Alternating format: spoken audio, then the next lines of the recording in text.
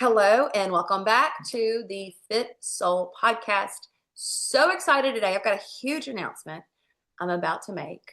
But first of all, let me introduce my very special guest, my friend, and actually a client of mine. So, Melissa, welcome to the podcast.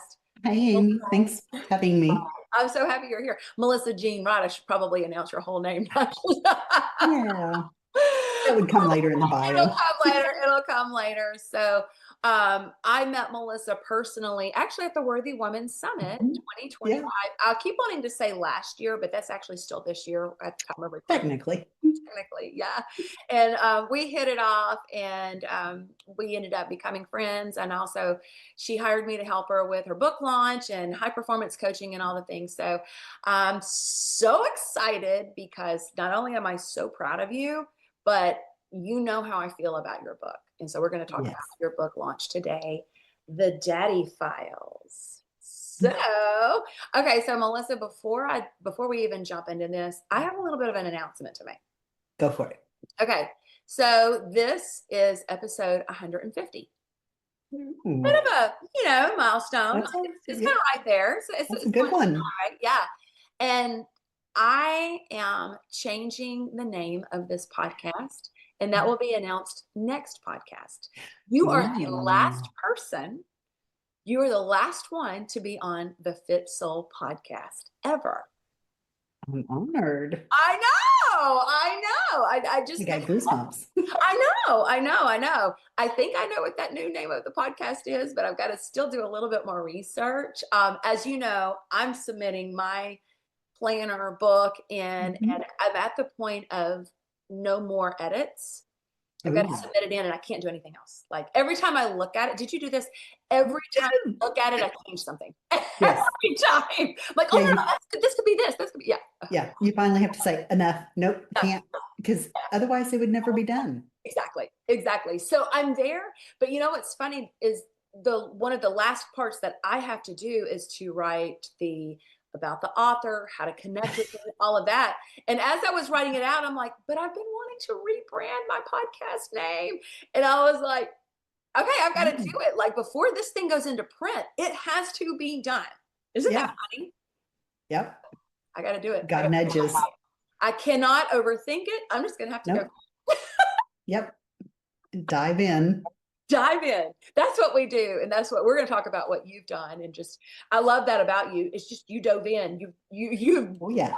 I was is it dove into the author world? Let me read your. Yeah. Let's read this bio. Let's read this bio. Go for it. Let's just go right into this. All right, Melissa Jean Rod helps women heal from the past of absent fathers and discovers that God is their loving Father who never leaves them. A loving father who never leaves. She is a proud Texan raised in the town of Cut and Shoot. Wait, the name of Cut your and shoot. the name of your town is called Cut and Shoot. Yes. I did not know this. Hang on. I just need a moment. Wait, what? Only in Texas. Yep, Everything's bigger and better over in Texas. I'll tell you what. definitely. Oh my gosh. Melissa writes with warmth, wit, and a deep sense of purpose. She's married, a mom of 6, and a honey to 5 wild and wonderful grandsons. She's also a sunset chasing, chocolate sneaking, Jesus loving storyteller. I love that. Her debut self help memoir, The Daddy Files, is a story of secrets, forgiveness, and the search for identity, and is all about healing through honesty, faith, and a little laughter. Man, isn't that the truth?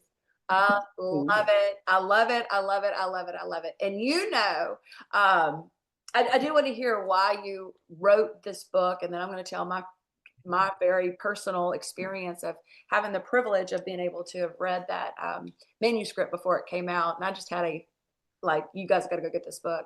But okay, so Melissa, welcome, and tell us a little bit about why. I mean, you're a mom of 6, you're a grandmother, you live in Yeah. an interesting little town in Texas. Apparently, where is Cotton Well, Shoe, Texas? I don't live there anymore. That's where I grew up. But it's on the other side of town. Okay, It's an hour north of Houston. okay, all right. So, yeah, it's So a small. yeah. So, I mean, you're living your life, doing your thing, busy, Mhm. and Yep. at the age of mid 50 something, maybe? When the book happened? Yeah. No, actually, I was 45. Oh, you were 45 when you wrote this? No, no, well, no, I was 55 when I wrote it. Okay, yeah. Yeah, I thought you meant when it happened. Oh, Sorry. yeah, yeah, yeah. No, sorry. Sorry. No, at 55, you decide to write a book. Okay, Yeah. I love that. I love that. Okay, so tell us about that.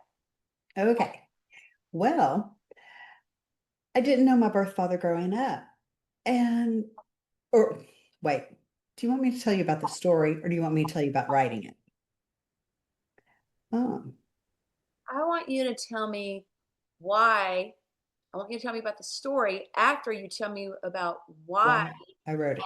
40, so you must have been 54, 55. Yeah. You decide, I'm going to write a book. That's a big Okay. deal.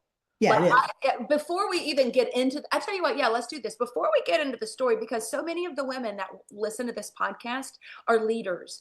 They're women of impact, and Mhm. I believe that your story of doing something like this, because I can guarantee I know this answer, but you can go ahead and answer right now. Were you scared? Was there I some was fear? terrified. Terrified? Was there some insecurity, self doubt, and Oh, inadequacies? yeah. Okay, yeah, Imposter syndrome, big time. yeah. Yeah. So Mhm. I love that you were like, okay, I'm gonna write a book. So Yeah. what made you say, okay, let's do this? I lived through something that I discovered more and more people are living through. And they were feeling alone. Like nobody understood, nobody could relate. And I could. And I wanted them to know that God was there. He was right there in the middle of their mess, right there in the middle of their pain and their hurt, their world crashing down around them. And He was there. They just had to call out to Him. Good. I don't want to cry a little bit. That was really good. Okay. So you want to help others. You want to help others heal. And Yeah. I love the mission behind the book, because I believe that we all have a story. Yours is really Yeah, crazy. Yours is crazier than most. it is. It is. And so many times our messy stories we don't want to share. That's the thing that Exactly. we erase, we want to hide, we want to just put on our mask and, I'm fine, everything's good, right? Uh, Social media, everything is perfect. Highlight reel. Yes. Yeah. And so you didn't do that. God called you Mm. to something to do something different here. Okay, so tell us about the story behind the story. Okay. So I didn't grow up with my birth father. Found him when I was 18, talked on the phone. He pulled a disappearing act. Found him again when I was 21 and got to know him. And then he died unexpectedly 10 years later. So growing up, I had all the identity issues, the wanting to know who I was, who my father was, what he was like, all that. Had all the abandonment issues, all the daddy issues, you name it. I was textbook. So when I found him, I thought I had all those answers. And it was like, okay, he wasn't the greatest guy, to put it mildly. And, but he was my father. I got to know him. We built a relationship of sorts, and he died. So I mourned him. I was 31. 14 years later, I'm working on his family tree, and I couldn't find anything about his mother, who had been murdered 4 years before I was born. So I thought, okay, I just don't remember her name right, or I'm missing something. So I pulled out this file that I had of him that had his birth certificate, his military paperwork, just all kinds of stuff. Well, on your military discharge paperwork, it lists, well, and actually all your military paperwork, it lists your blood type. So I'm sitting there, pull it out. As soon as I saw his blood type, I heard a voice say, "He's not your father." Oh my gosh. I was the only one there. And there's this male voice saying, he's not your father. I So knew my mom. you heard like a voice from the I Lord. heard God's voice. Yeah. Did you hear it audibly or like in your spirit? I want to say audibly. Oh, It was like he was standing right behind me yeah. speaking. And it Yeah. was like, okay, Okay. got it. And I laughed. I thought it was funny because, like I said, he wasn't the greatest guy. Um, So for how many years? Let's go back. That you for is it for 20 years you thought he was your father, your birth father? 31 So you were 31, but you didn't when find he, him until you were 18 yeah, and talked to him on the phone. 21, Yeah, and then you were 31 when he passed away. right. So you kind of knew him for about Yeah, 10. about 10 years. Okay, all right. Yeah, Was it sad to you when you realized he wasn't your father? not at How did you first. feel? I mean, were you At, angry? Were you sad? not at first. At Okay. first, I was happy because my thought was, yes, I get a second chance at a good birth father. Yeah. Could have gone horribly wrong. I could have gotten a much worse one, but Yeah. I didn't think about that at the time. At the time, being the Pollyanna I am, I saw the positive and I went with the positive that I could have a wonderful birth father. And so I called my mom laughing and asked her, and I pulled the rug right out from under her because she thought her secret was safe. So, What does that mean? well, when I asked her who my father was, she doubled down and said I'd been switched at birth. Well, at first that night, and for a while, she said, no, no, military had his blood type wrong, that he was my father. Well, once I finally got her to admit that, no, that's not going to happen, then she switched to saying I'd been switched at birth. And she stuck to that. Are you angry at this point? I feel like just the way you're saying it, you knew that she was lying to you. Yes. At that point, I was hurt. I wasn't angry. Not yet. I was hurt. So how long did this go on of you're switched at birth? No, wait, that's wrong. That was your dad. How long did that time period happen? About a month. Okay, so not too long. Yeah. She stuck to it pretty good. Yeah. Finally, I told her that her saying that I had been switched at birth hurt more than losing him as my father because she would rather keep her secret and me lose my whole family, my whole identity, lose everybody as being mine than to admit that he wasn't. That I didn't care how I was conceived. It could have been a one night stand, it could have been a married man, it could have been an orgy. It was the late 60s. I mean, get real. Uh, I did not care. It could have been rape. I did not care how I was conceived because I wouldn't be here without it happening. I only cared in the fact that she would have been hurt by whatever happened. But I didn't care for me. And so How did you get the truth out of her? I haven't. What? Yeah. No. Um, she finally gave me a story that I don't, I love my mom, but I don't know that it's the truth. I think it was the safest version for her to keep her, for her to look good. I could be wrong. I could be very wrong. It could be the truth. And it could be that I don't want it to be the truth. But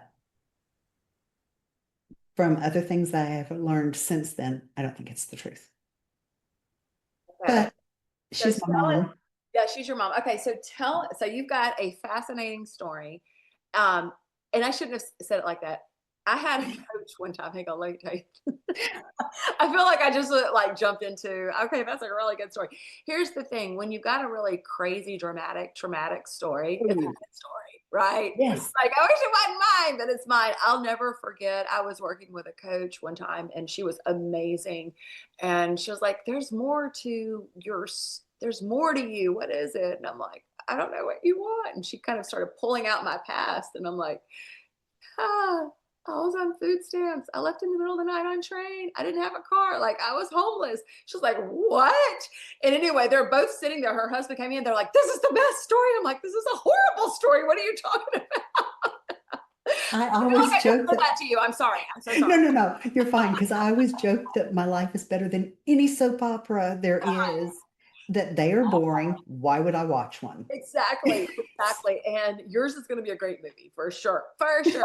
Okay, so tell us how you started to write this out in the Daddy Files. What I'm so excited because I love the format, the flow, the whole piece of identity and forgiveness that is woven throughout the book. So tell us a little bit about how God led you to write the Daddy Files.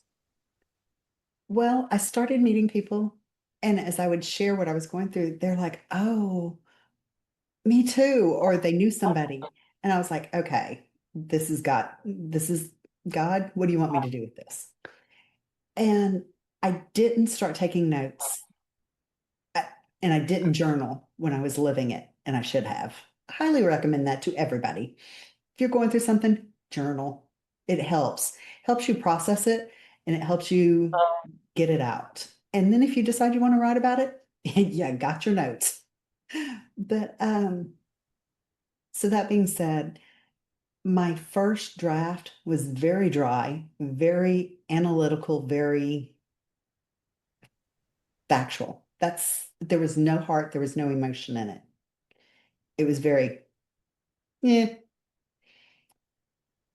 what's in your hand is about the sixth or seventh version because I kept rewriting it. And every time I wrote it, I put a little bit more in it. And I opened the wounds up a little bit more. My publisher says, don't write from the sugar muffins.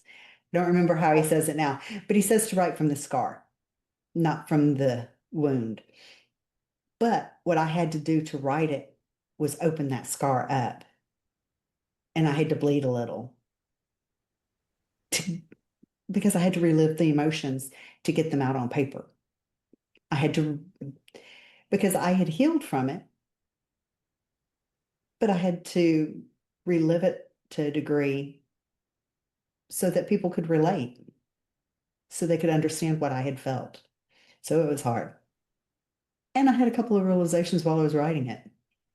Yeah, yeah. And it's so interesting because we heal in layers. We do. Yeah, I've heard Susie Larson, who I just love her. She was talking about how we heal in layers and then we're okay. And then there's often in the earth, there is an unearthing where the soil actually naturally toils. And the same thing in our lives. There's like a new layer to your healing. Yes. And I can't imagine how this was like a fresh rip off the band-aid. Like, okay, Hmm. it's Yeah. blood coming out. Well, it's funny. Okay, here I am, 57 years old. When I was 18 and met him, we talked on the phone for a couple of hours. He was supposed to call me the next weekend. He didn't. So I let a week go by and I called him. The phone number had been disconnected, no new number. So I wrote him a letter. It came back, returned to sender, no forwarding address. So here I was abandoned again by this man. And I was like, okay, fine. I was a senior in high school, washed my hands of him. I was about to graduate high school. So a couple of weeks later, I graduated high school. About a week later, I went on a blind date, met a guy, got engaged, planned a wedding. 2 weeks before the wedding, okay, wait. I graduated June 6th. We were going to get married August 29th. That's how quick this relationship was rolling. 2 weeks before the wedding, he broke it off with me to go back to his ex. I was devastated, of course. But okay, I was 18 then. Here I am, 57, writing this, well, 55, writing this book. And I had a realization that relationship was rebound because my father had just abandoned me again, didn't want me, didn't love me. And here's this guy saying, I love you, I want you. And I dove in headfirst. Yeah. So yeah, we definitely heal in layers and when it's time. Your book to me, the way that, number one, the way you write is profound. And there is definitely a sense of humor behind it. You're so funny anyway. Thanks. If you guys aren't following her on social media, I'll definitely put it in the show notes, but go follow her on Facebook because some of the stuff you write, I'm like, oh my gosh, that's just awesome. You know, it makes me laugh. But when I was reading, I told you this, I was blessed to have gotten an early manuscript of it. And I was reading it, I feel like it was Memorial Day. It was on a holiday. Thanks. So. Yeah, it was like legit on Memorial Day. I had taken it with me on vacation and I read part of it while I was sitting at the beach. And then I was having a tough day. And sometimes, when you're having a tough day, you can't identify what's going on. Anyway, I was reading through part of the beginning chapters, and I don't want to do a spoiler alert or anything like that, but there was a part with you and your mom and getting to safety, and grandpa comes, kind of saves the day type of thing. And oh my gosh, it triggered something so deep inside of me from when I was abused. And being the mom that was being abused. And anyway, girl, I had the deepest, I mean, I went down quick. I was like, oh my gosh, I was down for the count. I had to just cry. I just needed to get alone and cry. I was like, like, do I need to put a trigger alert on there? I said, I don't think so. I think I was having a really bad day, honestly. And And I that just don't know. tipped you over the edge. I think so. Unless you get a whole bunch of people that say things like that. But it was just so interesting. I couldn't believe it. Like, even just like reading through it. And then I just had to like kind of process some emotions. I had to put that manuscript down and just kind of go, what is going on here? But the way that you write is so profound. And I do think that it is such a story of in your search for who is your dad? Who are you? Mhm. And just trying to find that truth and then try to weave through the processes that you were going through. I love that in the book you have got a whole like a devotional built into almost every single chapter, and that is so beautifully, creatively, cleverly inserted into this. You have a scripture anchor and a prayer, and then you just have reflection questions. And so I love that this is also, it's not just your story, but it's a tool. It's a tool Yeah, to help women heal on up through their trials, because who hasn't had trauma? Let's just be honest. exactly. Such a fallen world, that who hasn't experienced some trauma at in our lives, right? I would love to meet you if you haven't. That's right. That's right. You've been so bubble wrapped and protected from that. Let us know, because I'm curious to how you, yeah. How you swung that one. I know. I know. I had my little friend. I've got a little friend who's 9, and she was actually over yesterday, and we were talking about this one kid. Oh my gosh, he is just driving her crazy. Like every time, Jeremiah does this and Jeremiah did this. Just this kid that's just not nice, and he's got some behavioral issues. Anyway, I said, you know what? I said, I am 52. I'm 52, and there are mean kids, mean girls, and mean everything still in my life. Yep. Never left. That's just No, life. That's part of the it human is. experience, and how we are strong and resilient to overcome and to deal with that. Okay, so Melissa, love your book. Thanks. It's going to be a movie, possibly, maybe even sooner than we know.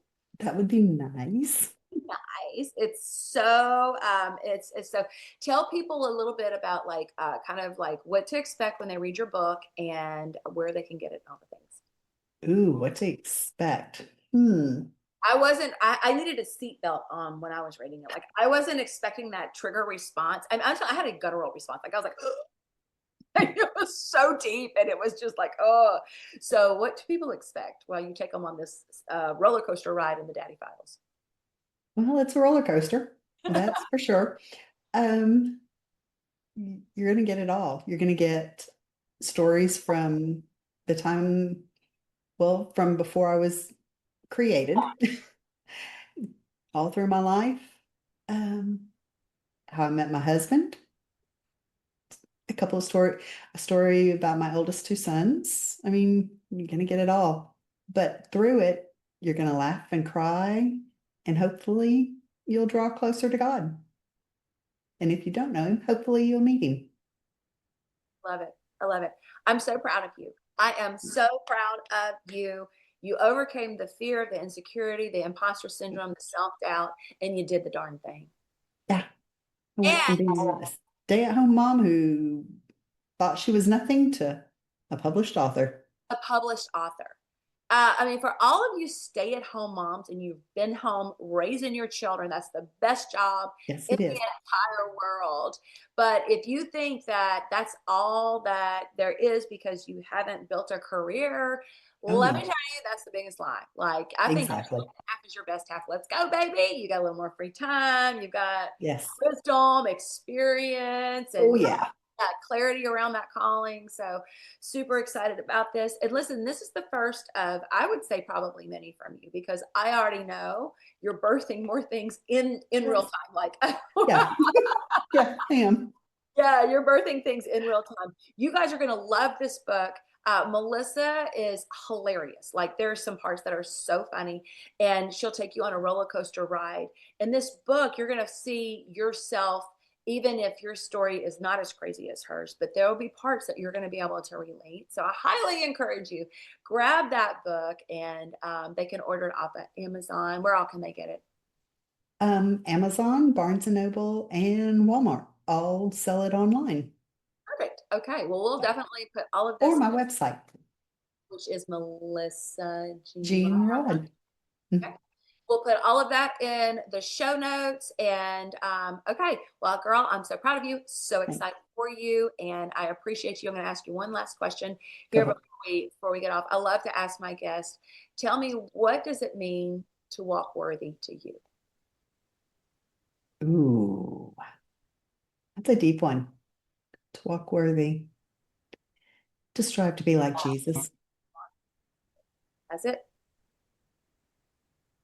to see the world through God's eyes. Strive to be like Jesus. Amazing. Okay, friends. Well, this is the last time that I'll be signing off of the Fit Soul podcast. Stay tuned to find out what it's going to be named. I don't even know yet. Like I was like, oh, I'm going to name it this. I was like, oh no, that one's already taken. I can't do that. So, but anyway, it will be named something new. So I thank you guys for being here. If you enjoyed this podcast, if you enjoyed this episode, please share it. Sharon is Karen, baby. Send it to a couple of friends. Go grab Melissa's book. And you guys, thank you so much for being here. I will see you next week with a new name to a podcast. Mhm. Bye-bye. Bye.